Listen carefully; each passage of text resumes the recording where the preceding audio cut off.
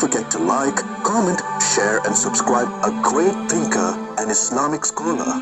أعوذ بالله من الشيطان الرجيم. سورة الإخلاص مكية. بسم الله الرحمن الرحيم. قل هو الله أحد. قل هو الله أحد. قل هو الله أحد. قل هو الله أحد. الله الصمد. الله الصمد. الله الصمد. الله الصمد. لم يلد ولم يولد. لم يلد ولم يولد. لم يلد ولم يولد.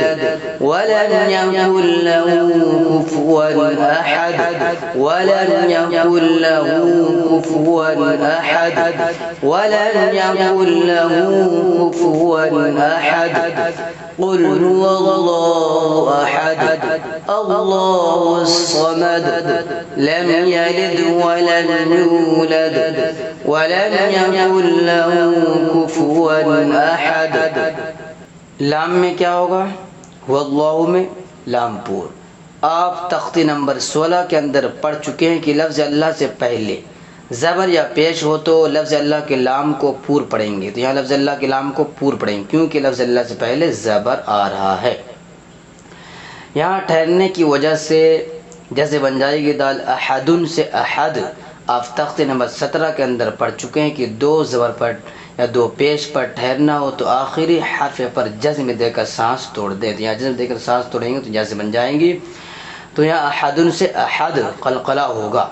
آپ تختی نمبر 11 کے اندر پڑھ چکے ہیں حروف قلقلہ 5 ہیں: قاف، طا، با، جیم، دال. جب ان پانچوں حرفوں کے اوپر جزم ہو تو ان کو پڑھتے وقت ان کے مخرج ٹکر کھا کر الگ ہو جاتے ہیں.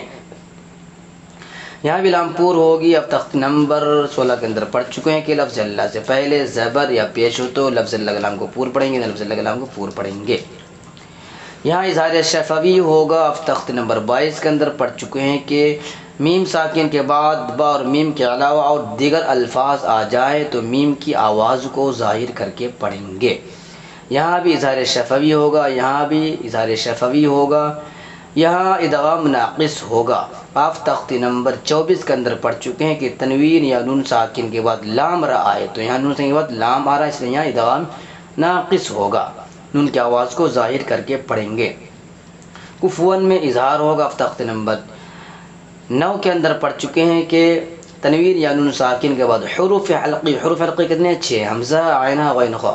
تو یہاں تنوین کے بعد حروف حلقی میں سے حمزہ آ رہا ہے اس لیے یہاں اظہار کر کے پڑھیں گے. نون کی آواز کو ظاہر کر کے پڑھیں گے.